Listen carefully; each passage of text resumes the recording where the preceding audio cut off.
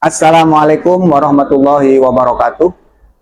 Selamat siang yang kami hormati dosen penguji ujian kinerja PPG dalam jabatan Kementerian Agama PET 1 tahun 2025.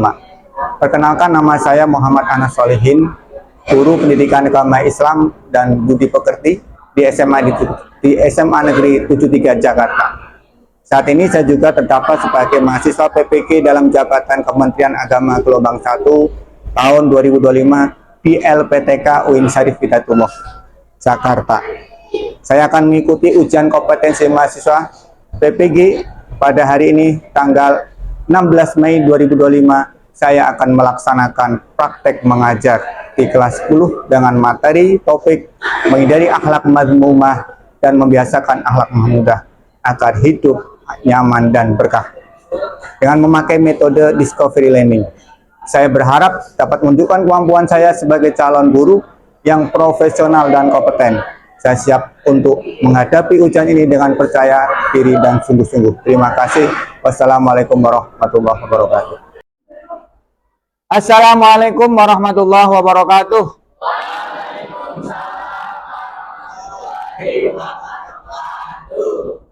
Selamat pagi anak-anakku semuanya.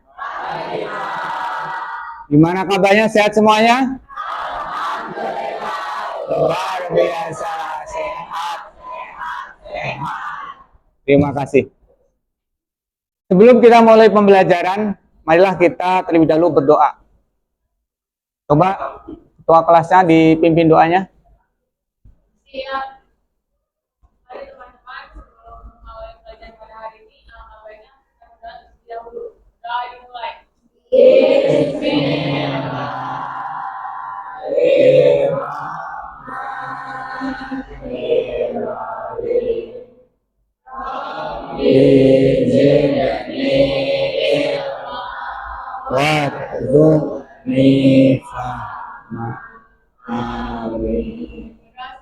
Sebelum kita mulai, kita sebagai warga negara yang berpedoman dengan Pancasila, kita berkewajiban untuk menyanyikan Indonesia Raya setiap kita akan memulai pelajaran. Untuk pemimpin menyanyikan Indonesia Raya, silakan untuk ke depan, dan anak-anakku semuanya silakan kalian untuk berdiri semuanya.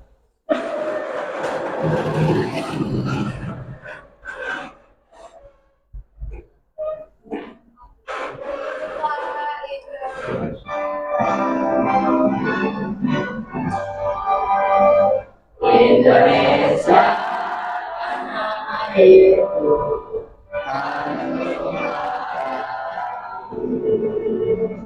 di sanalah aku berdiri, dari Bandung rindu. Indonesia yang merdeka, hiduplah Indonesia. Silakan duduk.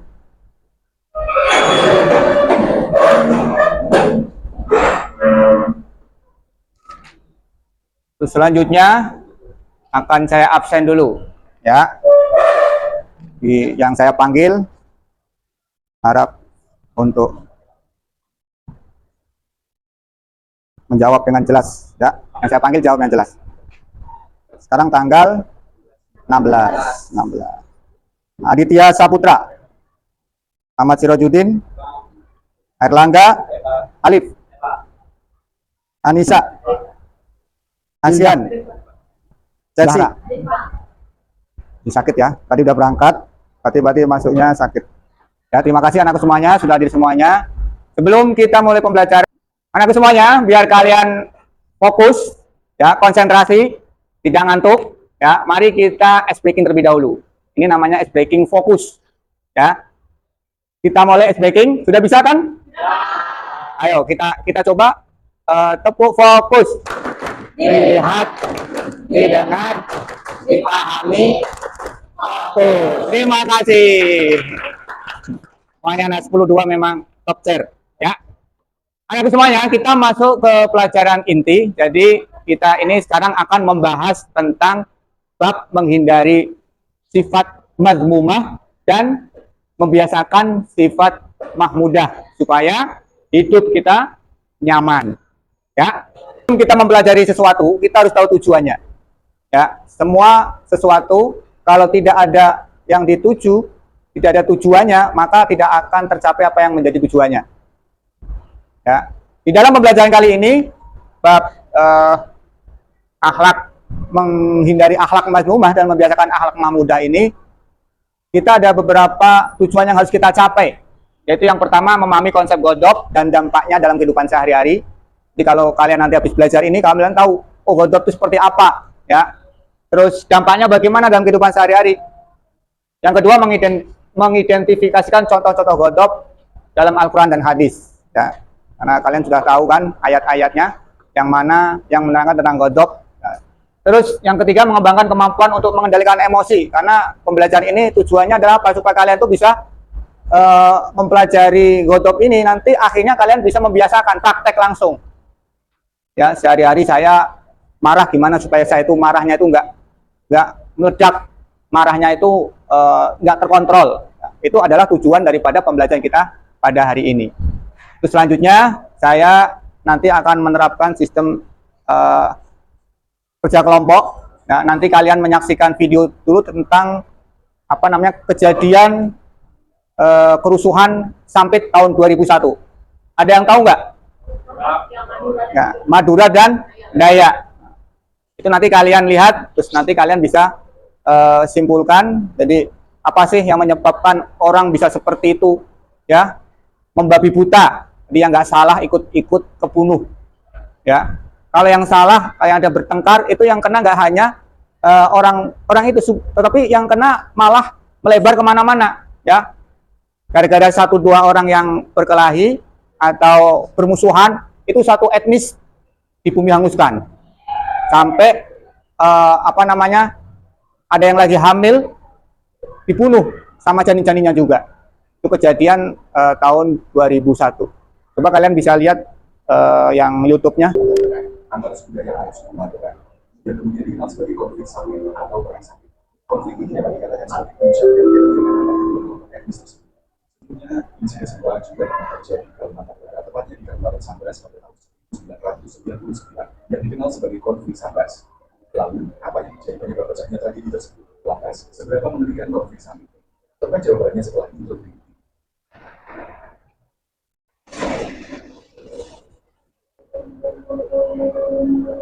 Sebelum memasuki ceritanya, etnik mahasiswa ini tidak termasuk sosial dan ekonomi di Kalimantan Tengah.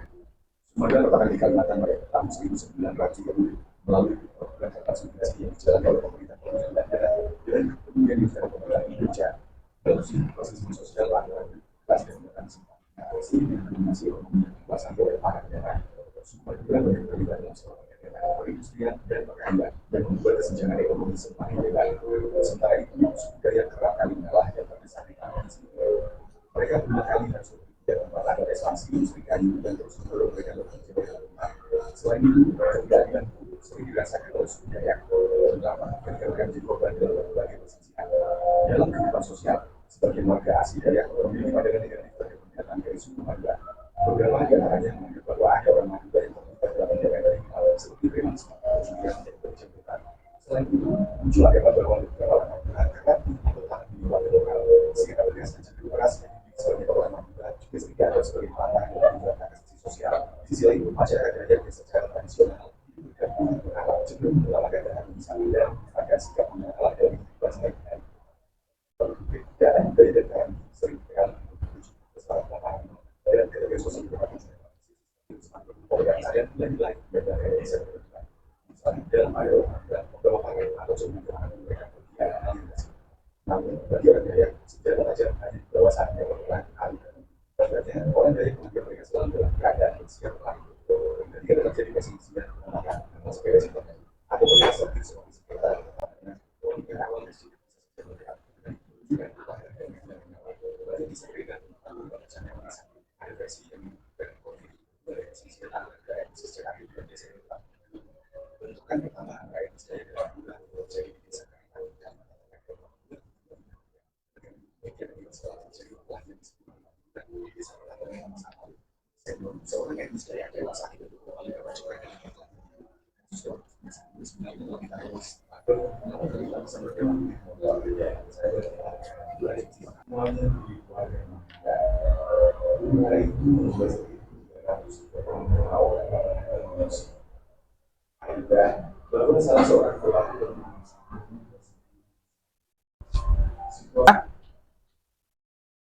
Anakku semuanya, mungkin dari tayangan tersebut, apakah yang bisa disimpulkan?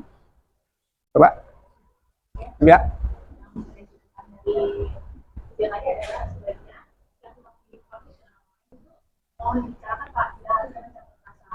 Oh, bagus, ya, tepuk tangan. Ini kalau jawabnya dikasih bonus dulu nih, ya. Ini saya kasih. Jangan lihat bentuknya ya, lihat keikhlasannya. Ya, satu lagi pertanyaan, ya, dari tayangan tersebut, apakah yang menjadi dampak dari kemarahan warga Dayak kepada orang Madura? Siapa yang bisa jawab? Penyebabnya apa sih? Kenapa orang Dayak sebegitu marahnya dengan orang Madura sampai terjadi pembunuhan massal? Yang bisa jawab? Ayo, silahkan si Deron. Menurut saya maksud saya penyebabnya adalah karena warga Dayak ini membuat asumsi yang belum tentu benar. Karena kan di video sudah disebutkan bahwa pelaku dari tewasnya Sandung ini belum ditemukan, tapi warga Dayak sudah mengasumsikan bahwa orang itu adalah orang Madura, sehingga mereka melakukan kerusuhan dan merusak aset-aset warga Madura, yang dimana orang Madura yang tidak tahu apapun pastinya tersulut emosi juga karena mereka merasa diserang. Padahal masalah ini terjadi karena adanya miskomunikasi yang seperti itu, Pak. Ini bonus. Terima kasih. Untuk selanjutnya, agar pendalaman kita tentang bab ini lebih dalam, makanya kita akan mengerjakan secara berkelompok. Nanti akan saya bagikan LKPD, ya. Terus nanti kalian kerjakan. Terus nanti salah satu ada yang presentasi ke depan, ya. Ini LKPD-nya. Kelompok sekarang kalian menjadi 5 kelompok sesuai dengan kelompoknya masing-masing. Ya, 5 kelompok. Seperti kelompok biasanya. Tinggal gini aja nih. Pada depan aja. 4 kelompok aja, 4 kelompok. Atapnya 4. Ya, 1, 2. Nah, ya. 4 kelompok. Adepnya ini aja deh. Madepnya, ya. Kita suruh untuk mengerjakan ini secara kelompok. Ya. Ada yang membacakan, ada yang mencari sumber.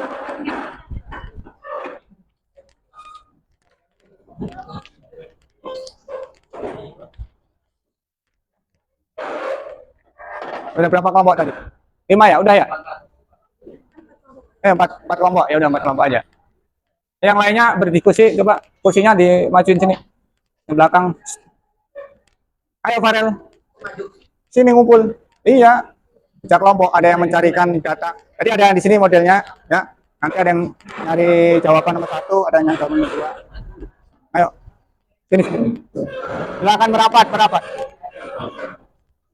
Kursinya kan yang pertama apa yang dimaksud dengan godok, ya. Terus sebutkan contoh godok dalam kehidupan sehari-hari. Yang ketiga, dampak godok bagi diri sendiri dan orang lain. Dan yang keempat, bagaimana cara mengendalikan emosi, marah, dan mengembangkan sikap sabar.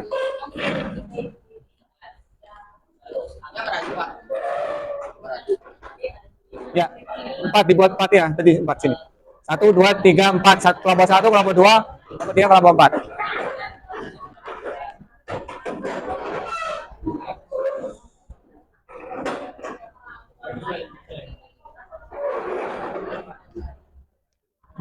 Ayo kelompoknya madep sini. Kamu madep. Hah? Apa? Ya. Jadi yang supaya kelompok itu aktif, ada yang nyari nomor 1, ada yang ngerjain nomor 2, 3. Ya. Ya. Di belakang aja. Di belakang.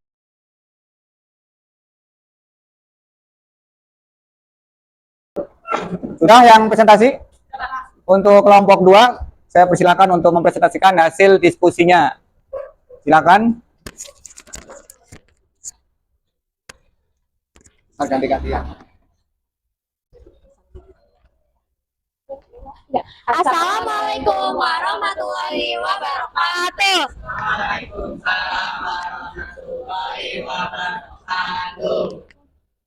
Oke, sebelumnya perkenalkan, nama saya Nabila Vega Rahman, perwakilan dari kelompok 2. Perkenalkan, nama saya Farah Tafatul Hima, perwakilan dari kelompok 2. Nama saya Fatihah. Di sini kami akan mempresentasikan tentang lembar kerja peserta didik yang membahas tentang godop. Oke, di sini ada pertanyaan pertama, yaitu apa yang dimaksud dengan godop. Nah, pengertiannya itu sifat seseorang yang mudah marah karena tidak suka dengan perilaku atau perbuatan orang lain. Kemudian ada soal nomor 2. Oke, yang kedua selanjutnya ada sebutkan contoh-contoh godop dalam kehidupan sehari-hari. Nah, contohnya itu kita seperti misalnya kita berselisih. Seperti contohnya saya dan Yasmin sedang berselisih nih. Nah, terus karena kami sedang berselisih, di situ kita mulai marah-marah dan mengeluarkan kata-kata yang sekiranya kasar dan kayak seperti meledak-ledak. Nah, selanjutnya yang ketiga akan dijelaskan oleh Yasmin. Hawa nafsu yang lain untuk Yang merugikan pertanyaan hidup saya ketiga, sendiri. Kami sangat setuju karena selain merugikan diri sendiri, perilaku tersebut juga bisa merugikan orang lain dan negara. Oke, yang kelima, yaitu saya akan ridho jika diminta untuk bergabung dengan pengurus rohis di sekolah dan berjihad dengan jalan dakwah amar ma'ruf nahi mungkar dengan cara yang moderat untuk syiar Islam di sekolah. Nah, jawabannya itu sangat setuju. Nah, karena selain bermanfaat bagi diri sendiri, juga misalnya kalau kita di rohis kan pasti kita mendapatkan ilmu-ilmu tentang ajaran Islam. Nah, di situ kita bisa membagikan ilmu-ilmu tersebut kepada orang lain sehingga dapat bermanfaat bagi orang lain juga. Oke. Sekian presentasi kami. Assalamualaikum warahmatullahi wabarakatuh. Oh iya, ada yang mau bertanya kah teman-teman?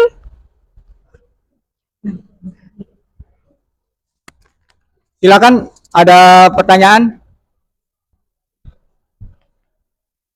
Oke, teman-teman semuanya, ada yang ingin mau bertanya? Oke. Perkenalkan, nama saya Alif, saya perwakilan dari kelompok 3. Di sini saya ingin menanya apa yang dimaksud dengan jalan dakwah amal ma'ruf. Dah, sekian, terima kasih.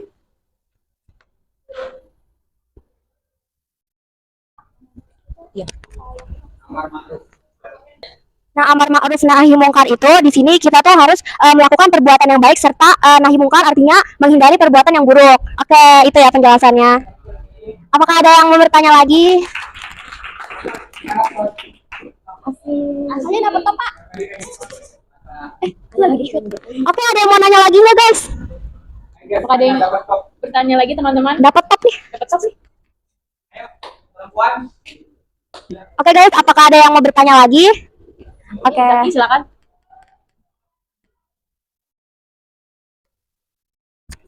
Perkenalkan, nama saya Muhammad Zaki, perwakilan dari kelompok 4. Saya mau nanya, apa itu nahi mungkar? Ganti deh. Saya mau nanya, misalnya kita nih ada yang nyerobot antrian. Nah, tapi kita itu marah. Nah, itu termasuk gosip atau mempertahankan harga diri? Itu saja, terima kasih. Oke, terima kasih pertanyaannya. Oke, tadi pertanyaannya jika ada yang menyerobot antrian kita ya. Nah, teman-teman, sebenarnya jika ada yang menyerobot antrian kita, kita bisa memperingatinya tidak dengan cara yang marah-marah atau kasar. Nah, karena kita juga membela kebenaran kita, karena kita berani mengatakan bahwa itu tuh salah kepada orang yang menyerobot antrian. Nah, kalau misalnya kita yang diserobot antriannya marah-marah atau memperingatinya marah-marah, itu justru termasuk godop, karena kan sebaiknya ditegur dengan cara yang halus. Oke.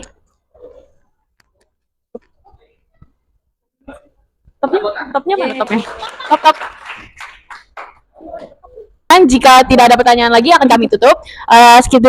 Sekian dari kami, kurang dan lebihnya mohon maaf. Wassalamualaikum warahmatullahi wabarakatuh. Oh, keren. Keren. Lagi. Keren. Silakan duduk. Selanjutnya anak-anakku semuanya, tadi teman kalian sudah mempresentasikan hasil diskusi kelompoknya. Sebelum kita melanjutkan dan kita menyimpulkan, alangkah baiknya supaya tidak ngantuk lagi kita ice breaking lagi. Ya, ice breaking yang sekarang ini adalah menunjukkan bilangan, tetapi dengan bahasa tubuh. Ya, nanti akan saya sampaikan, umpamanya yang pertama kalian menunjukkan bilangan dengan isyarat tangan. Contoh, 1, 2, 3, 4, 5, 6, 7, 8. Ya, bisa kan? Sekarang pakai isyarat badan dan kepala. Ya, pakai gerakan kepala dan badan. Coba 1, 2, 3, 4, 5, ayo. 6, 7, ayo Sultan, 8. Udah, tepuk tangan. Gak ada yang nonton. Ya. Ya. Sekarang sudah sampai kegiatan penutup, ya, anakku semuanya, closing. Jadi setelah kalian mempelajari dan mendiskusikan, kira-kira apa yang bisa diambil kesimpulan dari kegiatan kita pada pagi hari ini? Ya, yang pertama apa? Bahwasanya ketika kita marah, kita melakukan godop, maka kemarahan itu tidak hanya berdampak kepada diri kita pribadi, sama juga dengan berdampak kepada orang lain. Benar apa enggak? Contohnya seperti apa tadi? Yang telah ditayangkan tadi? Perang sampit. Ya, bagaimana karena persisian satu dua orang akhirnya semuanya terkena imbasnya. Ya, oleh karena itu, mari kita praktekkan, jangan hanya teori, tetapi praktek di dalam keseharian kalian, di dalam kelas ataupun di luar kelas, di rumah, di pergaulan, ya. Terus selanjutnya kita juga harus tahu dong dasarnya apa sih orang kalau bisa menahan kemarahan dia akan dijanjikan surga. Tahu nggak dasarnya ada di surah apa? Coba yang bisa, silakan siapa namanya? Farah, surat. Coba Farah. Oke, izin menjawab. Terdapat di surat Ali Imran ayat 133 sampai ayat 134.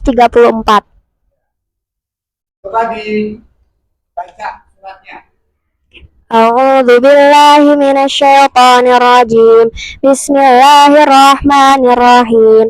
Wasari'u ila magfiratin mir rabbikum wa jannatin arduhas samawati wal ardu iddat lil muttaqin. Artinya sama artinya, Pak. Belum ya? Iya, satu ayat lagi. Satu ayat lagi. Alladzina yufiquna fis sarai wad dharai wal kadhimina al-ghaiza wal 'afina 'anil nas wallahu yuhibbul muhsinin. Artinya, Pak? Artinya ayat 133, bersegeralah menuju ampunan dari Tuhanmu dan surga yang luasnya seperti langit dan bumi yang disediakan bagi orang-orang yang bertakwa. Kemudian ayat dari 134 yaitu orang-orang yang selalu berinfak baik di waktu lapang maupun sempit, orang-orang yang mengendalikan kemurkaannya, dan orang-orang yang memaafkan kesalahan orang lain. Allah mencintai orang-orang yang berbuat kebaikan. Terima kasih.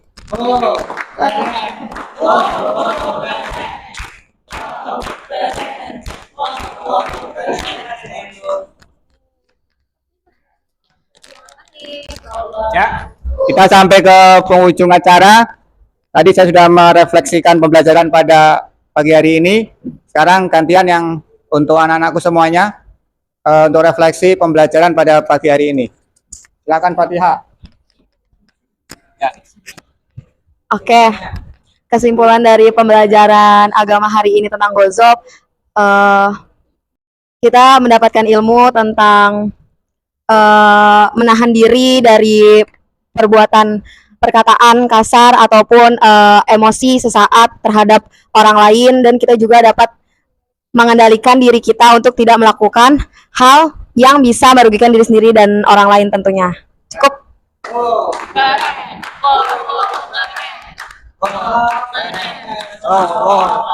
Ya, terima kasih ya. Alhamdulillah kita semuanya diberikan kesehatan sehingga kita semuanya bisa mengikuti kegiatan pembelajaran pada pagi hari ini dari awal sampai selesai. Pesan saya ya, janganlah apa yang kalian pelajari pada pagi hari ini kamu jadikan tulisan aja, tetapi kamu praktekkan dalam kehidupan sehari-hari, karena sesungguhnya yang menjadi tolak ukur keberhasilan seseorang itu bukan dari nilai tetapi dari karakter ya. Yang biasanya sering marah nanti bisa mengurangi marahnya ya. Terima kasih. Saya ucapkan terima kasih. Wallahu muwaffiq ila aqwamit thoriq. Wassalamualaikum warahmatullahi wabarakatuh. Selamat pagi. Doakan kami sukses. Terima kasih. Assalamualaikum.